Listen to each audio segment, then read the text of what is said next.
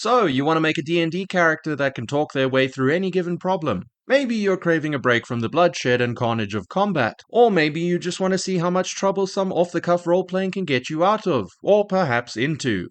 Well, there's a subclass for just that. Let's have a chat about the College of Eloquence Bard. Hi there, I'm just a second level fighter who likes talking about Dungeons and Dragons, and if you like turning brief social encounters with NPCs into long-winded, life-defining heart-to-hearts, then consider tapping that subscribe button or dropping a like on the video. But enough about that, cause today we're covering what used to be considered, and potentially might still be, the most broken Bard subclass. The College of Eloquence represents a bard that finds their passion in talking, orating, and conversing emotion and ideas linguistically. They enjoy nothing more than a good chat, even more so than the expected level for a bard, and they specifically use their verbose skills to express their artistic intent as well as their power. This subclass was originally published in the Mythic Odysseys of Theros and then reprinted in Tasha's Cauldron of Everything, at which point players took notice and started throwing around the broken accusations. Whether or not this subclass is actually broken is up for debate. However, it is undoubtedly powerful, but specifically in a way that has absolutely nothing to do with dealing damage, which is actually kind of refreshing. Yes, the Eloquence Bard is king when it comes to charisma-based social encounters, and there isn't much in the game that can challenge it for the crown, apart from perhaps rogues and a very weird shillelagh samurai fey wanderer multi-class build. But those only come online much later, hence the generally alarmed response. Regardless, let's dive into the subclass and find out what makes it tick and how we might go about making one of these or fielding one in an actual game. I have included my own take on building one at the end of the video if you're interested. Starting out with the features you get when you pick up this subclass at 3rd level, we have Silver Tongue, the red flag feature that riled everyone up. Very simply, whenever you make a Charisma Persuasion or Charisma Deception ability check, you can treat a result of 9 or lower as a 10. In other words, the minimum outcome you can roll on a d20 is a 10, and this applies to every single roll you make that uses either of those two skill proficiencies. However, you still get to add your charisma modifier and proficiency bonus to the roll afterward, which means your minimum overall result for any of these checks is way higher than just a 10. I also highly recommend you lock in expertise for both of these skills without thinking about it twice. Now, this is essentially a more limited version of the Rogue's Reliable Talent feature, but they only get that at level 7 and they aren't likely to be pumping straight charisma either. So, is it actually broken? Well, yeah, kind of. The sliding scale of difficulty checks for these types of ability checks absolutely does not account for the disgusting outcomes at such low levels, and it continues to be an issue all the way up until level 20. It's basically assumed that the Eloquence Bard succeeds on the vast majority of these ability checks that they make. However, if the DM doesn't call for a roll, then this feature has no power whatsoever. But you don't really want to straight up avoid something a player has built their character to be good at. You can even use this as an opportunity to challenge the Eloquence Bard by seeding your game with some really world-altering skill checks with DCs of higher than 25. Let your players show off every now and then. Just a thought. One last thing, if a charisma ability check is called that doesn't use either of these skills, then this feature obviously doesn't apply. Likewise, if it's a check that does use one of the skills but doesn't use charisma. Also, you don't actually need proficiency in either of these skills to use this feature, but I don't really advise you make that your goal. Then we have unsettling words. When civil conversation fails or just gets you into more trouble, this is the feature that starts shining. You can use a bonus action to unsettle a target creature with some choice words, and I really encourage some creativity here. It's always great to have a prepared list of one-liners, but some of the most savage comments are only born in the moment. Anyway, you choose a target within 60 feet and then roll a bardic inspiration die, expending it in the process. The target will then subtract that number from the next saving throw they make before the start of your next turn. This can be used to prime a target for an ally's big spell or effect, but because it is a bonus action, you can also just use it for your own spells. I will mention that the Bardic Inspiration dice scale as you level up, starting at a humble D6 and going all the way up to a D12, so the subtracted number is by no means insignificant. You can also use Heroic Inspiration to re-roll the die if you low roll, but we'll cover a way to get more of that later. At 6th level, we get Unfailing Inspiration and Universal Speech. Unfailing Inspiration is somewhat oddly named because it activates when a creature uses one of your Bardic Inspiration dice to alter a d20 test, but subsequently fails. The creature gets to keep the die to try again at a later stage, and they can keep it until they use it on a roll that succeeds or, of course, an hour passes, at which point they'd lose the die anyway. It's a pretty decent feature that makes your Bardic Inspiration more useful, even if it takes some time to end up working. while universal speech lets you bridge language and impossible linguistic gaps by forcing creatures to understand you through magic. As an action, you can choose a few creatures within 60 feet of you to simply understand whatever you're saying for the next hour, no matter what language you are speaking.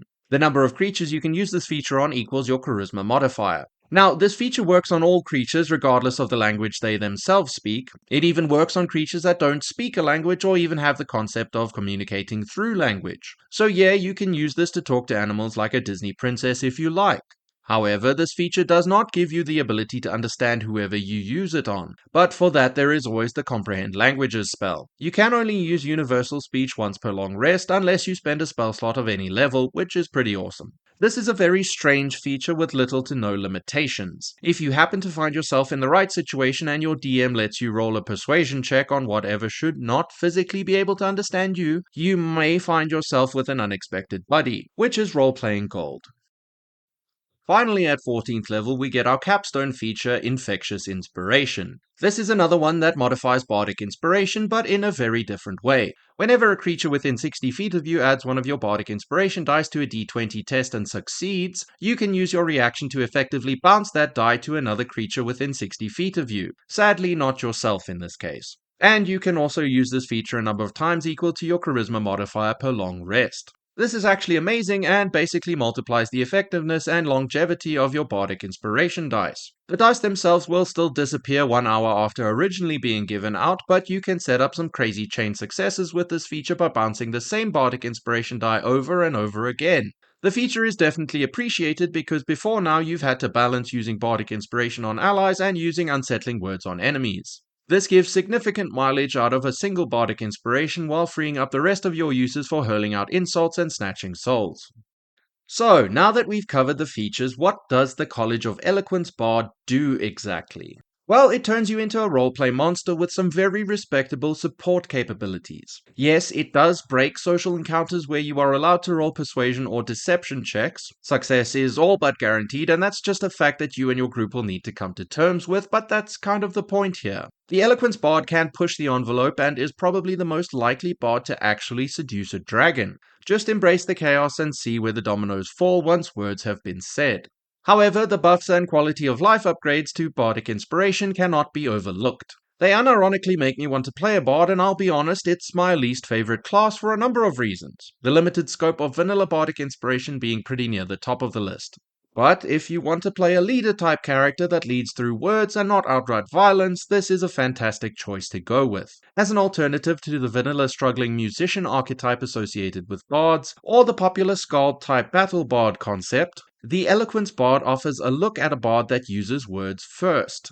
Your character could be an accomplished orator, a poet, some weird in-world charlatan influencer type person, or where my mind immediately goes to, a lawyer trying their best to advocate for their party amidst frivolous encounters and flagrant infractions of their rights as citizens of the game's world. This is my favorite bard subclass, and it isn't even close. It delivers on the flavor it promises and is a diamond mine for role-playing potential. It is also powerful in a way that most other character options cannot ever hope to achieve, and it does it without doing more damage. And yeah, I am gassing it up a bit, but the subclass speaks for itself. Pun 100% intended. Okay, let's cover a few general bard tips to keep in mind when claiming to have studied at the College of Eloquence. You are, of course, a charisma-based spellcaster, and that fits perfectly with the theme here. Unlike some of your contemporaries that have to bend over backwards to make their silly subclass features work with other ability scores, you can just pump up charisma and gloat about it. Bards do fall into the myriad classes that have a d8 hit die, which is pretty decent for a build that is probably going to do their best to avoid being anywhere near danger. You also get training with light armor, so your armor class is at least better than being naked. Bardic Inspiration is the big supportive feature of bards and lets them buff up their allies' d20 tests with some pretty sweet bonuses. This feature improves as you level up, and of course Eloquence bards get really good mileage out of it, so inspire away. Bards also fall into the skill specialist category alongside rogues and rangers, and they get to choose from the full suite of skills at character creation. Jack of all trades lets them do better at the skills they don't have proficiency in, and they also get access to expertise, which makes them problematic in my eyes. We can also use Silvertongue to abuse this further. It's awesome. Then for spellcasting, bards have some pretty severe limitations. They can only change a single prepared spell whenever they level up, which locks you into your choices. On top of that, they have the weirdest list of spells to actually choose from. Many support and utility spells, but a very noticeable lack of damage-oriented options. However, it is just another thing you need to embrace and accept that it sets you apart from the wizards and sorcerers. That being said, come level 10, bards can choose their new and replacement spells from the cleric, druid, and wizard spell lists in addition to their own. This changes things significantly and turns them into the most customizable and versatile spellcaster, at least in my opinion. With that out of the way, let's cover a few spell suggestions from across the Bard spell list. Now, I'm not saying you should only take these spells. No, as always, take whatever fits your character concept best or whatever is going to give you the best in-game experience. I'm just throwing out a few suggestions that are thematic and seem fun. Some of them may not be what you consider good or even viable, and that's okay. I also cannot cover every single option here. Anyway, a few things to keep in mind. Your choices are incredibly important because you can't swap your spells out regularly. Damage dealing options are also incredibly scarce, and you do kind of need an option or two that fill that role with how D&D is played and designed. You will, however, find a plethora of support and utility options to choose from. This poses its own problems because not all of them are good and sometimes competition is just really stiff. Also, I'm not going to mention any spells that you can take with magical secrets, but keep that feature in mind if you plan on playing at level 10 or higher. Starting out, Vicious Mockery obviously fits the theme here. You could alternatively pick up Starry Wisp or True Strike as better damage dealing cantrip options to fall back on here. Then just take Healing Word. It's great for some spot healing and pickups, but it is also the first in a list of word-themed spells that fit the Eloquence Bard perfectly in my opinion because they only require a verbal component. Heat Metal is hilarious for cooking both people and bridges. It is also one of the very few damage dealing options you have access to. Then, of course, the Charm and Dominate person and monster spells, as well as the Command, Suggestion, and Mass Suggestion spells, are all quite powerful in their own regard. They allow for some shenanigans, provided you have the creativity to fully unlock their potential. I will also mention Silvery Barbs, a non-PHB spell that appears in Strixhaven: A Curriculum of Chaos. This spell is unusually powerful for its level, but it is also unashamedly savage when combined with Unsettling Words. Yeah, the target is almost guaranteed to fail their save, not broken whatsoever, I promise. Finally, Glibness is an 8th level spell that works almost exactly like Silver Tongue, but it sets the minimum roll to 15 instead of 10. Do we need this? No, not really. Is it funny though? Oh, definitely. As for feats, we have a few options that fit nicely with the Eloquence Bard. Inspiring Leader is a pretty obvious choice for this type of character. It lets you cement your role as the de facto party leader, whether anyone likes it or not, by giving out speeches and temporary hit points. It's a very solid supporting option. The actor feat pretty much guarantees that you can pretend to be someone you aren't when paired with Silver Tongue, which is cool. Then Fate Touched and Shadow Touched give you access to some low-level spells that fall outside of the Bard spell list, and you can use your spell slots on them. Definitely something worth considering. Skill Expert gives you another skill proficiency as well as expertise in another skill. This subclass isn't exactly combat-centric, so why not become better in a non-combat way? Then Resilient can give you proficiency in Constitution saving throws, which is useful for concentration checks, something you will have to make at some point. Always great for a spellcaster that isn't a sorcerer. As for origin feats, Musician is pretty great for a bard as it lets you give your party heroic inspiration very regularly, and they can use that to re-roll the bardic inspiration dice you hand out to them. Sadly, you can't use this feat to give yourself heroic inspiration, otherwise this might be an auto-take for the subclass. Skilled lets you cover a wider range of skill proficiencies, which is always useful, and Magic Initiate gives you access to a wider range of spells at first level. Now, in terms of species, you can do whatever you want with your own Eloquence Bard. However, I'm going to throw out two suggestions that have some interesting features or fit somewhat thematically. Firstly, humans are a decently juicy choice in D&D. They get an extra skill proficiency and an extra origin feat. But more importantly, they get heroic inspiration whenever they finish a long rest. Which means that you can re-roll the bardic inspiration die you roll for your Unsettling Words feature when you inevitably roll low. Is this super powerful or anything like that? Well, no, but it makes the feature more reliable during important situations, which is nice. Alternatively, you could choose a tiefling because maybe your character inherited their ability to chitter-chatter with the best of them from their fiendish blood. Tieflings get dark vision and an array of additional spells based on their fiendish heritage. The choices here aren't amazing by any stretch of the imagination, but they do provide some versatility for a low-level bard. Also, tieflings are just awesome to play as, even if their mechanical benefits are somewhat disappointing. Now, I personally wouldn't recommend it for this subclass, but multiclassing is always an option. Just remember that it may delay your magical secrets feature, which sounds a bit annoying, but if you have a concept, then go ahead. Here are a few options that fit well with the Eloquence Bard. Taking a level or two in either Warlock or Paladin can give you some more focused damage dealing options. Yes, there definitely are more reasons to dip into either of these classes, but a single level of Warlock gives you Eldritch Blast and the Agonizing Blast Invocation for some very solid range damage, and a level in Paladin gives you access to some smite spells and training with martial weapons, medium armor, and shields. You can then use True Strike and something like Divine Smite to deal some reasonable melee damage if you feel like leaning into that. Obviously, the Warlock fits a little bit better with the stay away from danger mentality, but both classes are worth mentioning as they scale with charisma. Sorcerer is another solid option to dip into. Here you can also grab some decent damage dealing options like Sorcerer's Burst and Chromatic Orb. However, if you take 2 levels you get access to meta magic, and that lets you do some fun silly things with your spells, like removing the verbal components or casting as a bonus action, or giving your target disadvantage on their saving throw while also making them subtract your bardic inspiration die from the roll. Combining 2 charisma spellcasting classes always fits well. Finally, I think that the Mastermind Rogue mixes well with the Eloquence Bard. It lets you take the help action as a bonus action, which is pretty neat for the supportive playstyle. The rest of the Rogue features are also appreciated. Sneak Attack combines nicely with True Strike while still using Charisma. Cunning Action is always great and further adds to your list of possible bonus actions. However, you can't double up on the Expertise as it is a shared feature like Extra Attack, which is a bit sad, but the combination is solid enough. Alright, time to build one of these verbose vagabonds. This is just my take on the subclass, and it isn't trying to do much other than provide support and engage in some social roleplay. It goes without saying that you should build your own characters in whatever way is going to bring you the most joy.